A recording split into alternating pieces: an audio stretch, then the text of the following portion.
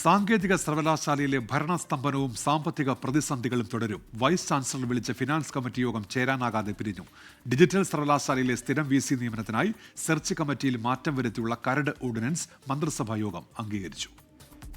സാങ്കേതിക സർവകലാശാലയിൽ സാമ്പത്തിക പ്രശ്നങ്ങൾ പരിഹരിക്കാനായിരുന്നു വൈസ് ചാൻസലർ ഇന്ന് ഫിനാൻസ് കമ്മിറ്റി യോഗം വിളിച്ചത്. 15 പേർ അടങ്ങുന്ന കമ്മിറ്റിയിൽ പങ്കെടുക്കാനെത്തിയത് 4 പേർ മാത്രം. കോറം തികയാത്തതിനാൽ യോഗം നടന്നില്ല. ഇതോടെ ശമ്പളവും പെൻഷനും ഇനിയും വൈകുമെന്ന് ഉറപ്പായി.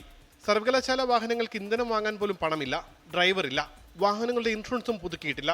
ചാൻസലർക്ക് റിപ്പോർട്ട് നൽകുമെന്ന് വൈസ് ചാൻസലർ കെ ശിവപ്രസാദ്. ഇങ്ങനെയുള്ള സ്റ്റാറ്റ്യൂട്ടറി മീറ്റിങ്ങുകളുടെയൊക്കെ എന്താണ് ഫലമുണ്ടായത്, എന്തൊക്കെ നടന്നു എന്നുള്ളത് ബഹുമാനപ്പെട്ട ചാൻസലറിനെ അറിയിക്കേണ്ടതാണ്. അത് ഇന്ന് തന്നെ അതിൻ്റെ മിനിറ്റ്സ് റിപ്പോർട്ടായിട്ട് കൊടുക്കും. ഇനി അതൊന്ന് സിൻഡിക്കേറ്റിലേക്ക് വെച്ചാൽ സിൻഡിക്കേറ്റിൽ ഒന്ന് പാസ്സാക്കുകയാണെങ്കിൽ തീർച്ചയായിട്ടും അത് ബോർഡ് ഓഫ് ഗവർണേഴ്സിലേക്ക് പോകും. അതിനുള്ള ശ്രമമാണ് ഇനി അടുത്ത ആഴ്ച നടത്തേണ്ടത്.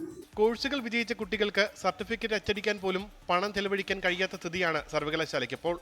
ഡിജിറ്റൽ സർവകലാശാല സ്ഥിരം VC നിയമനത്തിന് സെർച്ച് കമ്മിറ്റി രീതി മാറ്റാൻ സർക്കാർ തീരുമാനിച്ചു. അക്കാദമിക് വിദഗ്ധരെ കൂടി ഉൾപ്പെടുത്തിയാകും സെർച്ച് കമ്മിറ്റി. ഇതിന്റെ കരട് ഓർഡിനൻസ് മന്ത്രിസഭ അംഗീകരിച്ചു.